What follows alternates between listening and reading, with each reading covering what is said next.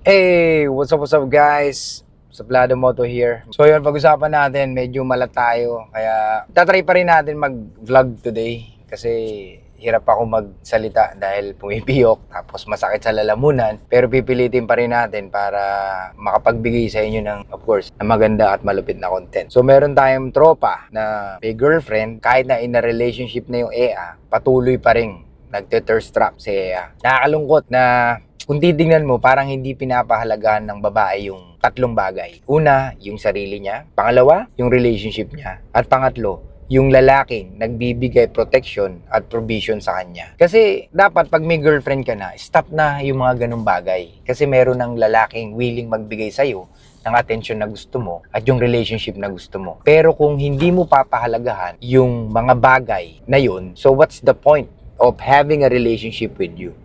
Nakakalungkot kasi mga ropa, sinend niya sa atin yung conversation nila. So nagagalit si ropa natin dun sa EA na sinabi niya naman na wag na siyang mag-thirst trap kasi in a relationship na siya. Kumaga pinapangaralan niya. Pero hindi enough. Ang pangit lang na nakita ko na sinabi ng babae na ganito na ako, hindi pa kita kilala. So paano yun? Parang sinasabi mo, parang ganito ang mga ropa. Umalis ka sa isang trabaho, tapos nag-apply ka sa another job. Tapos, same pa rin yung gusto mong gagawin mo, yung lagi kang late, sobra ka sa oras mag-break, o yung as in wala kang pake. Kasi ganito yung ginagawa ko sa previous job ko eh. So, I want to do this. 'Di ba? So, itong company na to, hinire ka for you to provide in exchange for your service, tapos babayaran ka nila. 'Di ba? Tapos, ganyan ka, mag-attitude ka, tapos sasabihin mo na, ganito na ako, hindi pa kita kilala. So, what are you trying to say? You don't want to change? Wala ka bang kayang baguhin or ayaw mong baguhin yung sarili mo? Hindi mo ba kayang mag-adjust? At the end of the day, ikaw naman tong maraming nakukuha sa boyfriend mo. Di ba? Ako, I'm not expecting na araw-araw nagbebembangan kayong dalawa, ropa. I'm not expecting na itong babae na to lagi kang pinagsisilbihan or lagi kang pinagluluto or anything na ginagawa niya for you. Dahil for sure, hindi naman kayo magkasama. So, kung titignan nyo mga ropa, let's do the math. Most of women are liabilities. Ulitin ko, most of women are liabilities. Gets? Kasi jojowain mo yan, tapos yung extrang pera mo, you need to spend with her. Or dapat may pera ka just to spend with her. In exchange of makasama siya, di ba? Or pwedeng umabot sa may mangyayari sa inyo everyday or kahit hindi everyday. Pero kung titingnan mo, let's do the math. Mas marami silang na-extract sa atin, which is yun ang nature nila, kumpara tayo mga lalaki na na-extract natin sa kanila. Ang tanging gusto lang naman natin is sumunod sila sa mga gusto natin para hindi masabotahe yung relationship na gusto natin. And then at the same time, at ang relationship din na gusto nila. Di ba? Hindi mo naman ine-expect na totally magbago siya. Pero sana yung mga basic things or mga basic stuff, dapat alam niya. Especially yan, yung pagkuha ng atensyon sa mga ibang lalaki, yung pagte-thirst trap. Pero kasalanan din natin to mga ropa. What? Sa'yo ropa, kasalanan mo to. Why? Kasi unang-una, bakit mo pinaabot sa ganyan? Bakit hindi mo siya na-frame ng maayos para hindi niya nagawin yan? Bakit hindi ka nag-set ng boundaries para hindi niya nagawin yan? 'Di ba? Kaya lang naman ginagawa ng mga babae yan sa atin, it's because hinahayaan natin. Kung una pa lang ng dating nyo or ng while getting to know each other, alam mo nang ganyan siya, dapat sinabihan mo na siya na dapat hindi na siya ganyan pag meron na siyang relasyon sa'yo. Dahil para sa'yo or para sa ating mga lalaki, yung mga ganyang behavior hindi appropriate pag nasa relationship ka na. Lalo-lalo na, babae siya, di ba? Tandaan nyo, nagre-reflect sa ating mga lalaki kung ano ang ginagawa ng mga EA habang nasa relasyon siya. Ulitin ko, nagre-reflect sa ating mga lalaki, sa leadership natin, ang mga ginagawa ng EA habang nasa relasyon siya or habang they are in a relationship with us. Okay? Kaya they need to fucking follow kung ano yung mga basic things na dapat niyang gawin para magpatuloy na maging maayos ang isang relasyon. Okay? Well, hindi naman natin maaalis yung magtalo kayo or mag-away kayo, pero hindi dapat sa pananamit niya, hindi dapat sa pagte-thirst trap niya sa social media, at hindi dapat na may kaibigan siyang lalaki or pag-gimmick-gimmick niya. Dahil yung mga ganung bagay, dapat understandable na. Dapat naiintindihan niya na, di ba? Lalo na kung nasa sapat na edad ka. Gets? Kaya mga ropa, uulitin ko sa inyo, kilalanin yung mabuti or maigi yung babae na ide-date nyo. Kayo kasi, porkit maganda, parang lahat exempted na. Di bale kung ano yung pas niya, di bale kung paano siya manamit, di bale kung may mga tropa siyang lalaki, di bale kung panay-gimmick niya or palagimik siya, as long as maging kayong dalawa. Hindi pwedeng ganun, Ropa. Kasi tandaan mo, gugugol ka at gagamit ka ng oras, pagod, hirap, salapi para makuha yan, di ba? So bakit hindi mo ibigay yung effort na yun sa babaeng alam mong kayang ibigay yung respeto na gusto mo at kayang tanggapin yung relationship na gusto mo, di ba? Huwag tayong delusional. Kasi tayong mga lalaki, delusional din tayo eh. Di ba? Inaakala natin lagi or akala natin palagi, masasave natin sila. White knight tayo eh. Most of men may pagka-white knight, simp, and also nice guys. Kasi ganun tayo kinondisyon ng society, ganun tayo kinondisyon ng mga nakapaligid sa atin, especially our relatives and parents.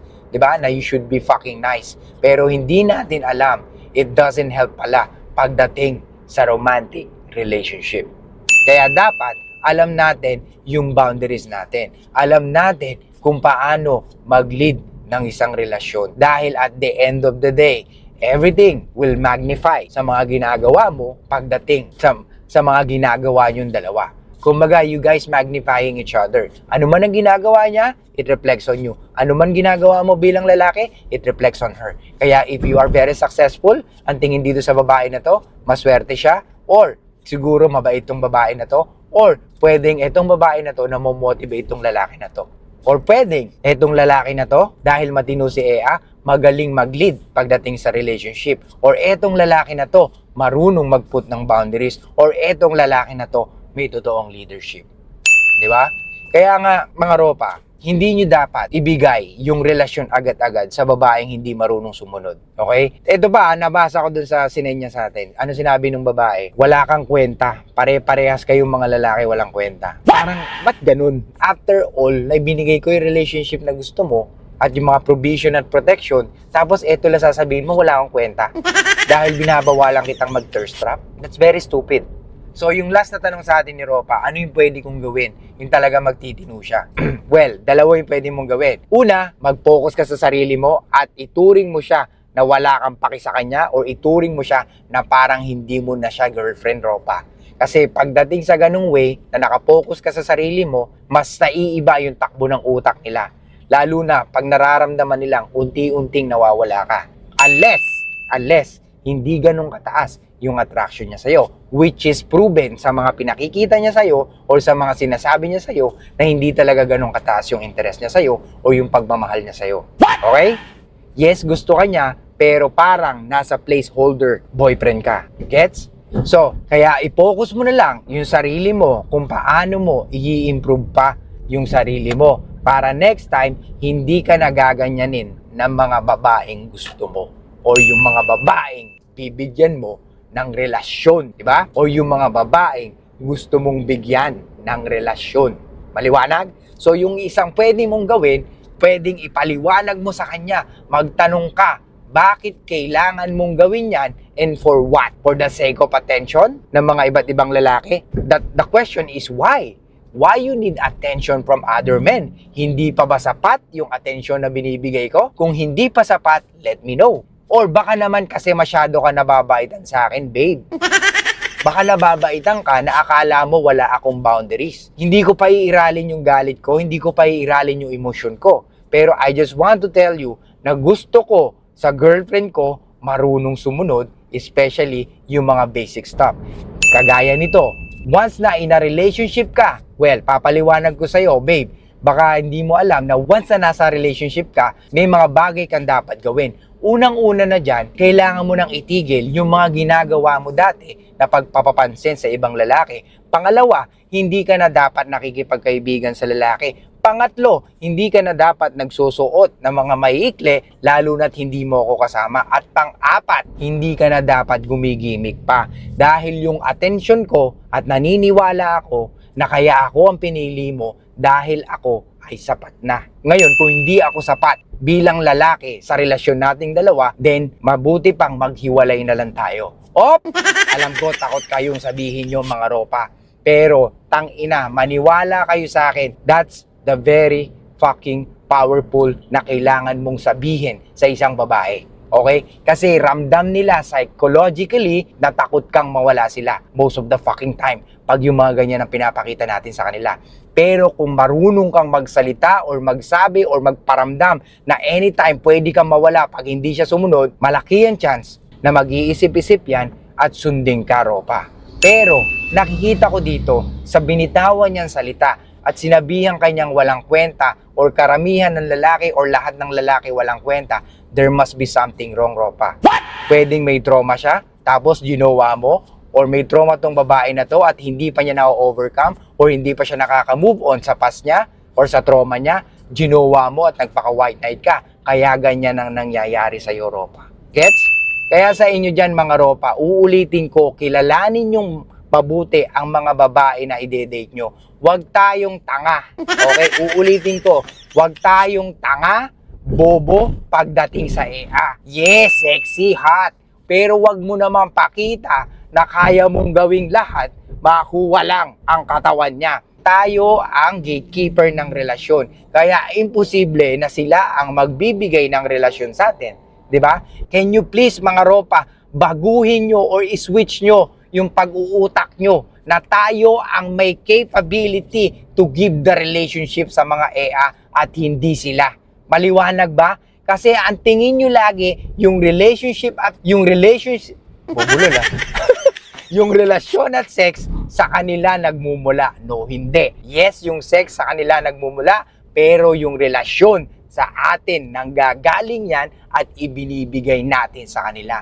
Kaya nga ang babae nagtuthirst trap para maakit ang lalaking gusto nila or maakit yung karamihang lalaki para marami silang options kung sino ang pipiliin niya.